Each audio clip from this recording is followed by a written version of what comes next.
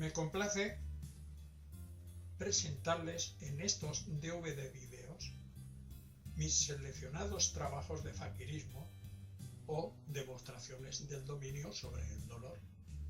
Esta selección de trabajos de fakirismo es el fruto de años de trabajos con mi cuerpo y mi mente o cerebro, como quieran llamarle. Verán imágenes, verán unas imágenes inéditas que no podrán creer lo que sus ojos están presenciando. Estas demostraciones tienen la forma de una liturgia, pero una liturgia tan mística como violenta, tan supersticiosa como básicamente honesta. Contemplarán imágenes de un mundo tan cerrado como un sueño del que querrán despertar y no podrán. Gracias.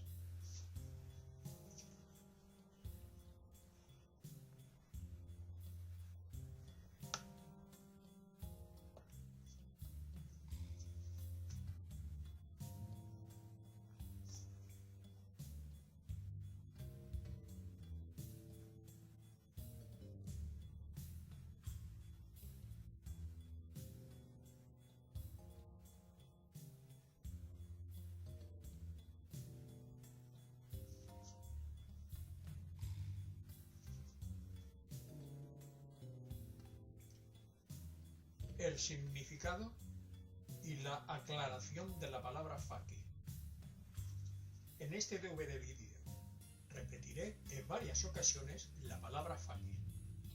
Ustedes deben comprender que en estos casos yo no doy a la palabra fakir su sentido propio, porque en China les llaman fakires a los monjes errantes. En Persia, el término fakir significa simplemente mendigo. En Tailandia, este término fakir significa charlatán. En la India, los saltimbanquis, los juglares, ellos mismos se denominan fakires. En algunas partes de Europa les llaman fakires a los yogis. Y en Sri Lanka, la antigua Ceilán, es llamado fakir al hombre poderoso en todos los sentidos, tanto económicos, sociales, físicos y mentales. Como vemos, la palabra fakir es muy variada. Por lo tanto, que cada uno le dé al fakir el nombre que él crea que se merece según su forma de pensar. Aunque en ningún caso el nombre va a hacer al fakir. Al fakir lo hace el conocimiento de su saber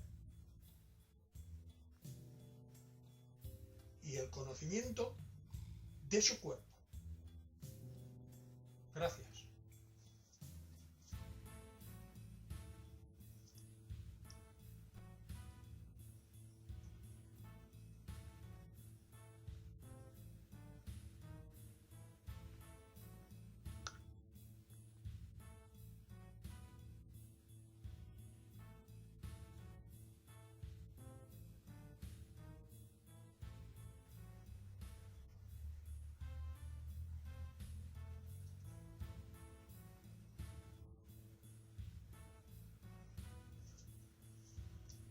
Aviso muy importante. La visión de este DVD vídeo puede herir su sensibilidad. Este DVD vídeo no es aconsejable para enfermos del corazón, ni tampoco para niños menores, por el sentido que tienen los niños a la imitación. Sí, se recomienda la visión de este DVD vídeo, se recomienda como válvula de escape a la agresividad natural del ser humano y que es necesario descargar para evitar graves inhibiciones mentales. Gracias.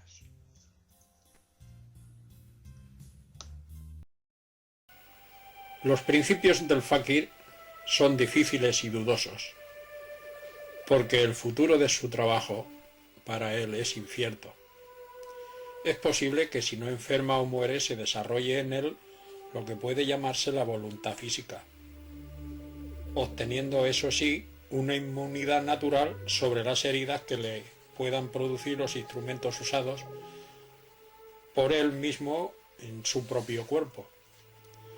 También puede ocurrir que el fakir no llegue a serlo nada más que en apariencia intelectual. En este caso, tiene la ventaja de comprender su posición y conocer lo que le falta, lo que debe hacer y la dirección que debe seguir, aunque la mayoría de ellos se detiene en un cierto grado de desarrollo y no llegará más lejos, aunque indudablemente todo dependerá del grado de desarrollo que tenga su comprensión y del grado conseguido hasta este momento por sus emociones. Las emociones son impresiones de las ideas o recuerdos que producen fenómenos viscerales que con frecuencia se traducen en gestos, actitudes u otras formas de expresión. La emoción es un proceso anímico transitorio, pero intenso, provocado por una situación inesperada, a la que responde el organismo con un estado afectivo de agradabilidad o de desagradabilidad. Este estado de rechazo o afectivo simplemente son alteraciones psicosomáticas que implican a las emociones y ponen de manifiesto el esfuerzo que efectúa el cerebro para adaptar a nuestro cuerpo a situaciones nuevas. De lo expuesto, se puede deducir que la emoción depende en gran parte del estado físico y mental de los individuos, de su personalidad y de sus experiencias próximas pasadas o anteriores a estas. También existen emociones colectivas, por un mismo significado, como en el caso de incendios, terremotos, inundaciones, la risa en un teatro por una comicidad, el llanto ante un drama, etcétera, etcétera, etcétera. Para dejar el pensamiento libre del miedo que producen las emociones, es muy importante desarrollar el autocontrol. Si no desarrollamos el autocontrol, el miedo amargará nuestras vidas. ¿Cómo se puede desarrollar el autocontrol en el ser humano? El autocontrol del fakir o al fakir le llega por medio de la duda, le llega por medio del conocimiento, le llega por medio de la conciencia, le llega por medio del ánimo, le llega por los actos reflejos, las tendencias, la meditación y la concentración. Daré una pequeña explicación de cada uno de estos conocimientos. Empezaré por la duda. La duda en los trabajos del fakir, como en todo cuanto realiza el ser humano, puede ser una enunciación de un gran peligro o una enunciación de salvamento, en el caso de que el fakir no tenga suficiente conocimiento sobre el trabajo que está realizando, y que, de ser así, puede terminar en un gran desastre físico para él. También es posible que la duda le quiera recordar al fakir que la decisión de autolesionarse es suya y solamente suya. Por lo tanto, cuando aparece la duda, lo mejor es reflexionar y replantearse este trabajo de otra forma, de otra manera, con otros sentimientos. Después de la duda, haré un comentario sobre el conocimiento. ¿Por qué es importante el conocimiento en el fakir? Eso es muy sencillo. El conocimiento es entendimiento. El conocimiento es inteligencia, razón natural y sentido de dominio en las facultades del hombre. El conocimiento permite distinguir la verdad del error por la lógica en las diferentes metodologías de las ciencias. El conocimiento está considerado como la función superior del hombre. El conocimiento es el resultado o resultante de una serie de fenómenos fisiológicos y psíquicos, como son las sensaciones, la percepción, la imaginación, memoria y otros, que junto con la capacidad de observación, juicio y razonamiento, dan al hombre la posibilidad de relacionarse con su entorno inteligente. A continuación, hablaré un poco de la conciencia. La conciencia es propiedad del espíritu humano. Es propiedad del espíritu humano de reconocerse en sus atributos esenciales y en las modificaciones que en sí mismo experimenta en su evolución. Esto le tiene que dar una gran conciencia al fakir. Porque la conciencia nos da un conocimiento íntimo del bien que debemos hacer y del mal que debemos evitar. Por supuesto, si disponemos de un conocimiento exacto y reflexivo de las cosas. A continuación, comentaré sobre el ánimo. El ánimo en el fakir es su espíritu. El ánimo es su alma, en cuanto que es el principio de toda actividad humana y es acción de los fenómenos vitales, con independencia total de la materia orgánica, de sus esfuerzos físicos, como son el ánimo, el valor, la energía, el esfuerzo, la voluntad y el pensamiento. Después del ánimo, hablaré de los reflejos y me extenderé un poco en esta explicación. Porque los actos reflejos son los guardianes del fakir. Es muy importante para el fakir desarrollar al máximo los actos reflejos para combatir con la acción el dolor, pero combatirlo de una forma activa y humana, porque el dolor y la preocupación son tan humanos como la alegría y la felicidad. Los hombres percibimos el mundo que nos rodea y estas percepciones nos incitan a pensar. Pero si solo nos limitamos al proceso intelectual de pensar, nos encontraremos frente al mundo exterior de una forma demasiado pasiva.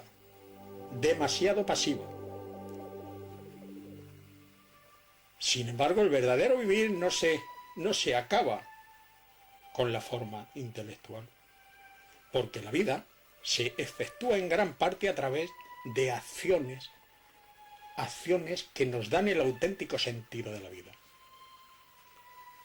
que es, pues, lo que nos mueve a salir de la pasividad receptiva intelectual y nos incita a la acción.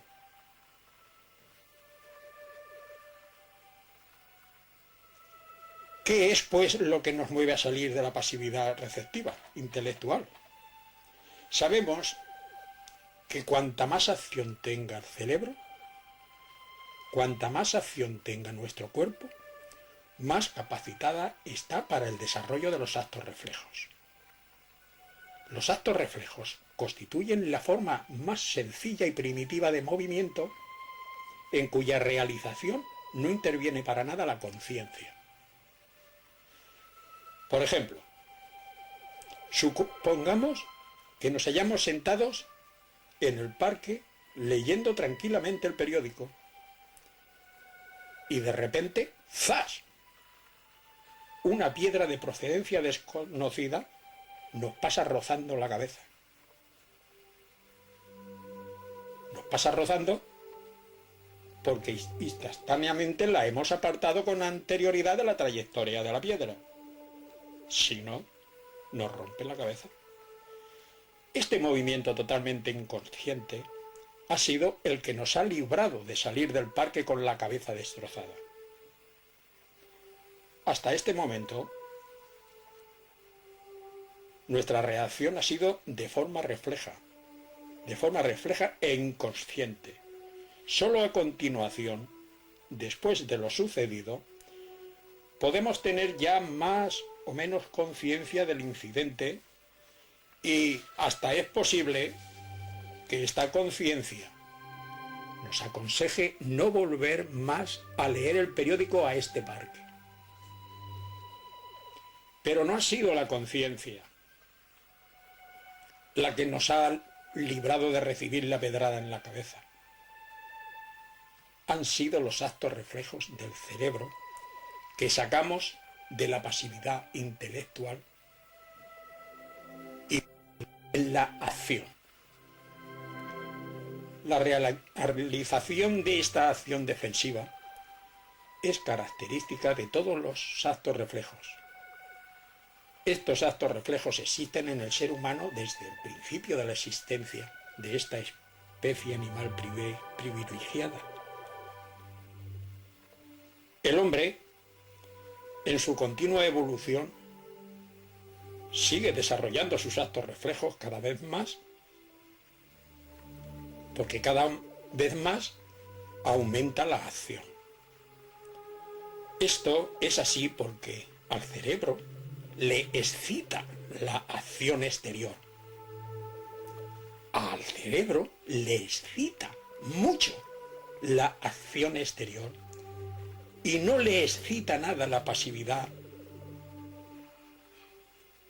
intelectual. La pasividad intelectual lo aburre. El estímulo exterior excita los órganos sensoriales y transmiten el impulso a través de los nervios de la médula espinal superior hasta alcanzar el mesencéfalo, donde se transforma en un impulso centrífugo, siendo este impulso centrífugo la causa del movimiento total de los músculos. Todo esto transcurre en fracciones de segundo y encaja completamente dentro del esquema de reacciones estímulo-respuesta, las cuales tienen lugar sin participación ninguna de la conciencia ni de la voluntad. Los actos de este tipo ocurren tanto durante el sueño como cuando se está despierto. Ejemplo, cómo de un modo automático e inconsciente introducimos los brazos en el interior de la cama cuando por tenerlos al descubierto se nos han quedado fríos. Esto lo hacemos durmiendo, esto es un acto reflejo. Sin embargo, estos actos descritos forman uno de tantos grupos que sirven sobre todo para la autoconservación. Para esto es para lo que sirven los actos reflejos, para la autoconservación del ser humano,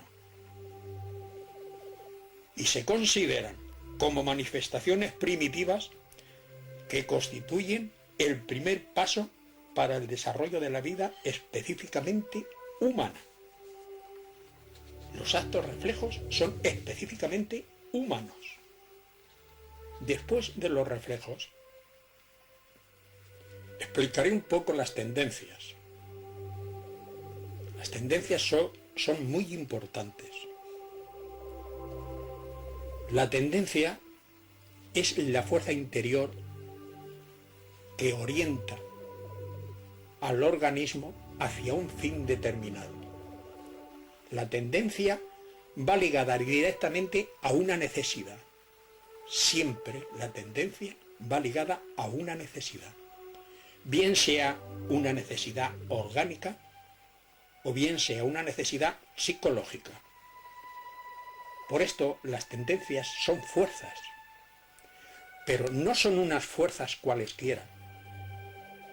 Las tendencias son fuerzas orientadas hacia unos fines.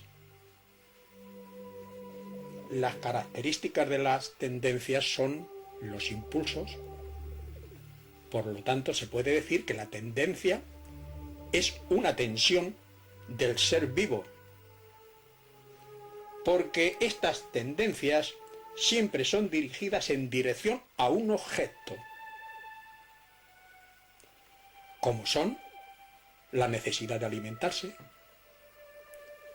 el instinto gregario, el apetito sexual e incluso el afán que mueve al ser humano a buscar la verdad o la simple contemplación de un trabajo bien realizado son tendencias.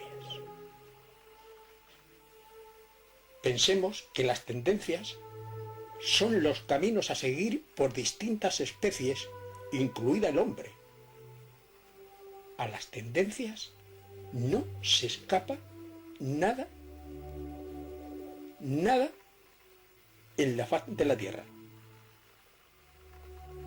Porque estos caminos nos están marcados por la misma evolución de las especies.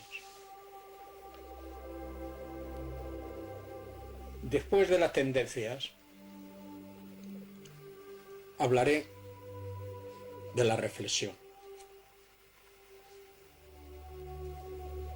Hablaré de la meditación, porque creo que es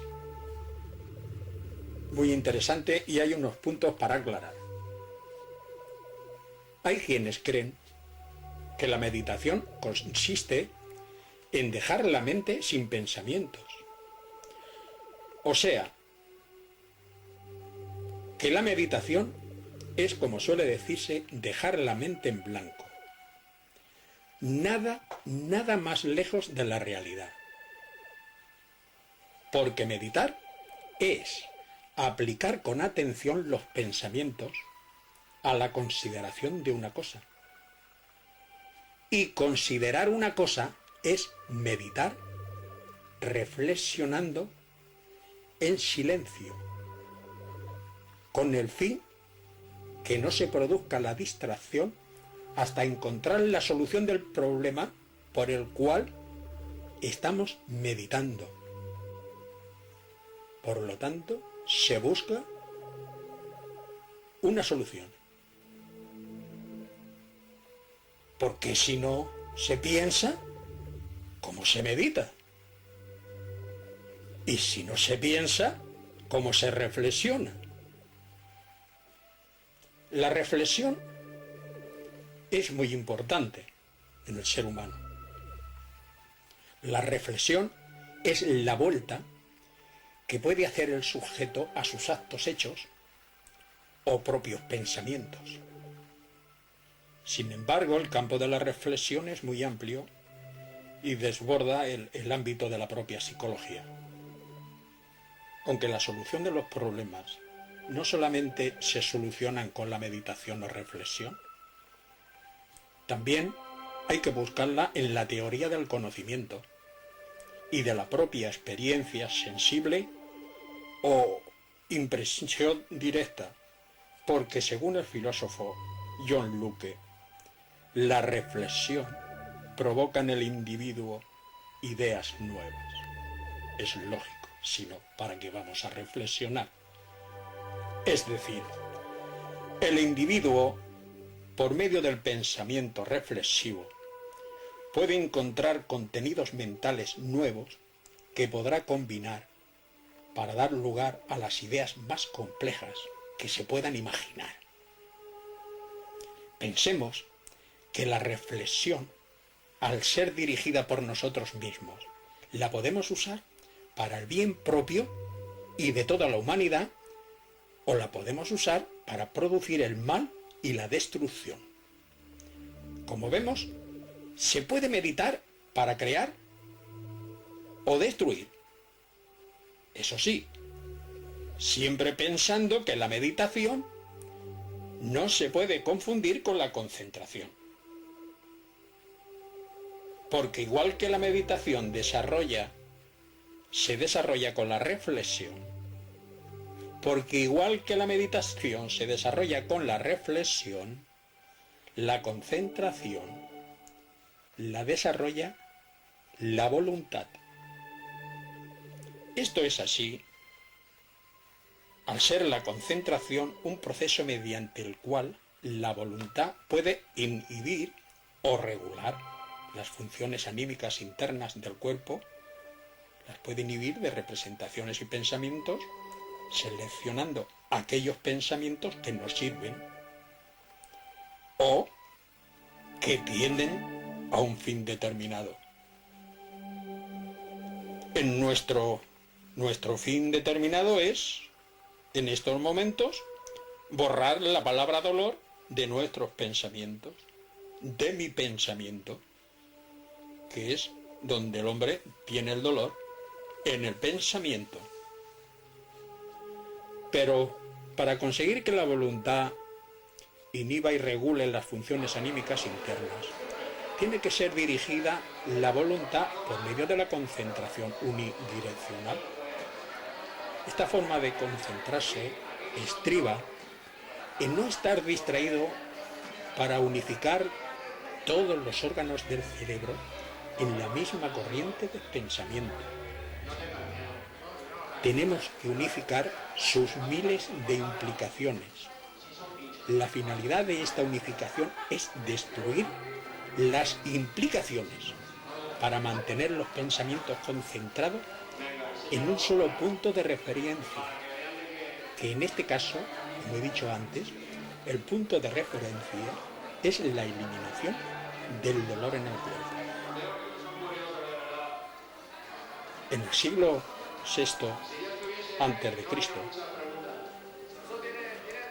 el gran Buda decía que para desterrar el dolor del cuerpo físico, lo mejor es tener una mente impasible a lo exterior y una mente madura y tranquila en lo interior.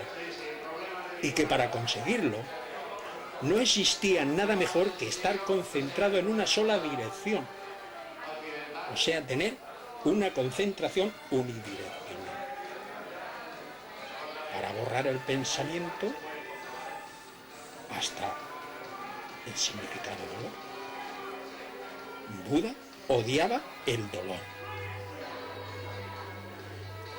Por esto Buda se replanteaba el papel del hombre en el mundo a partir del concepto dolor. Esta reflexión desemboca en las 4 verdades nobles. La primera verdad es que en el mundo todo es dolor y sufrimiento. ¿Pero por qué es todo dolor y sufrimiento? Porque la segunda verdad es que la causa del dolor y del sufrimiento es el deseo.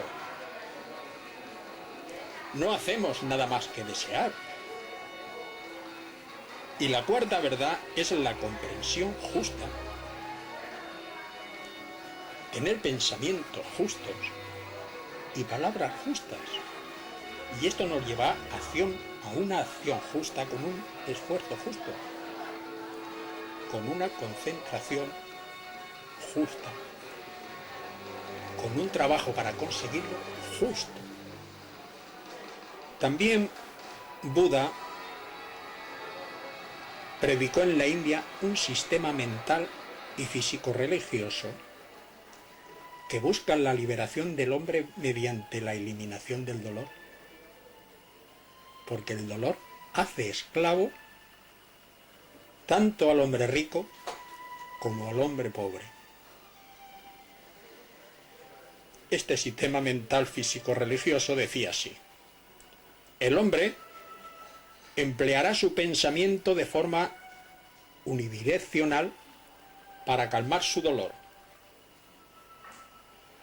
Nunca debe ingerir narcóticos para calmar el dolor, porque al tomar los narcóticos perderá su libertad, porque será un esclavo de estos narcóticos. De esta forma aumentará su sufrimiento y destruirá su mente y su cuerpo. Esto sucede siempre porque las drogas son engañosas, muy engañosas. Y es que el dolor es una sensación de padecimiento corporal o anímico. Y la vivencia de esta emoción dolorosa es el sufrimiento, que en gran parte depende de condiciones psicosomáticas y muy importantes socioculturales. Este comportamiento del dolor, donde mejor queda reflejado, es en la iconografía antigua, siempre representada desde la más remota antigüedad por griegos y romanos. Aquellos nos podían decir mucho en estos momentos de lo que es el dolor y cómo eliminaban el dolor ellos, porque lo único que tenían para eliminar su dolor era su cerebro. Ellos, griegos y romanos, nos dejaron maravillosas obras muy expresivas del dolor.